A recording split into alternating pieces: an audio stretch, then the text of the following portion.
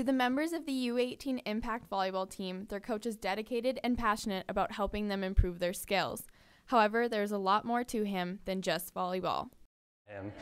He walked into the hallway and he had to duck to get in the door, and I think at the time he would have been like 16, 17, I was like 20.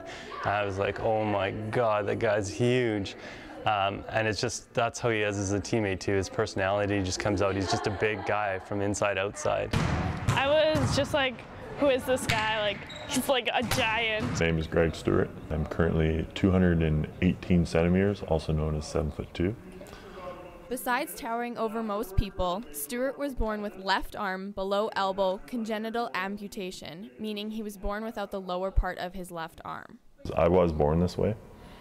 I'm on the right track, baby. I was born this way. Lady Gaga.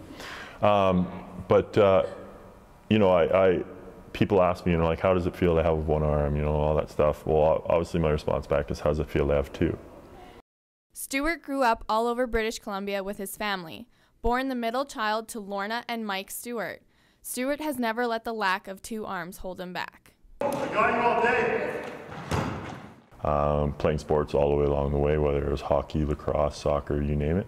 But then, yeah, when I finished up, well, I guess when I really started taking things more competitively, it was on the volleyball and basketball end. So, at the age of 15, he was recruited at a tournament to join the Canadian national standing disabled team and went on to play for that team for 6 years. He then went on to play another 6 years for the Canadian national sitting volleyball team for a total of 12. He was lucky enough to go to 2 World Cups and earn a couple World Championships too. Honest, I was young. So I couldn't really comprehend all that was happening. It was more like the last one where we had a three-peat.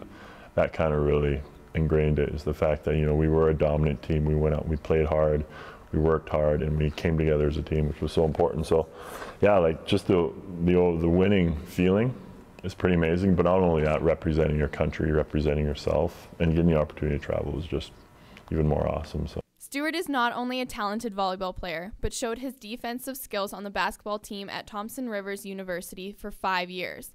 He was named Canada West Defensive Player of the Year as well as CIS Defensive Player of the Year.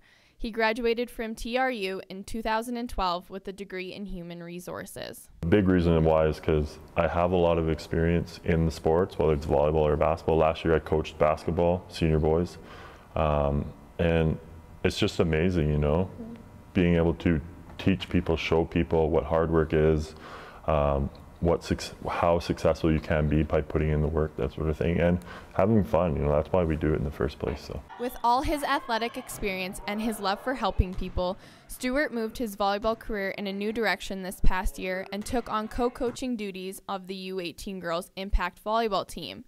He hopes to pass on some of his wisdom to the girls. I feel as though now when I'm into coaching and stuff like that, you know, having that background, I can now push people and tell them, like, this is what's required if you want to be the best, you know, that sort of thing.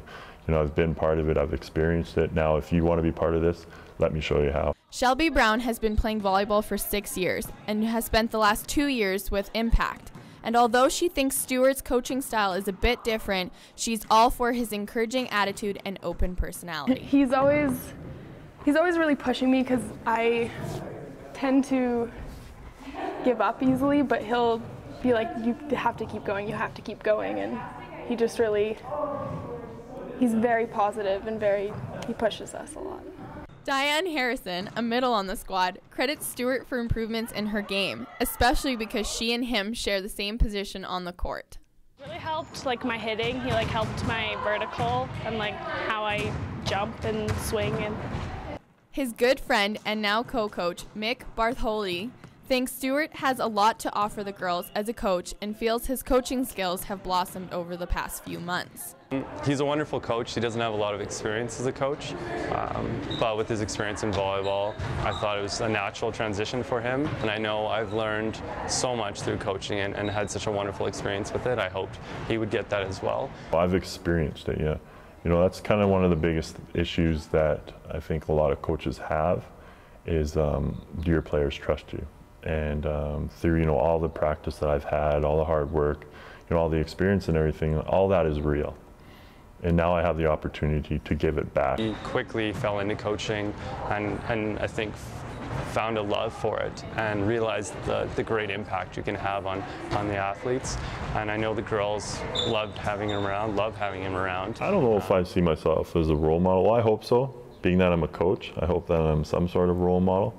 But I just hope that I can just help people, you know, maybe impact people's lives. You know, being a disabled athlete is a big thing, it really is, you know, because you see a lot of disabled people out there that, you know, are making an impact in some other way, and, you know, this is the way I want to do it. So, yeah, maybe, you know what, I'd say yes, I am a role model, and but it all depends on how people accept it or not. So. Impact on 2-on-2! Impact!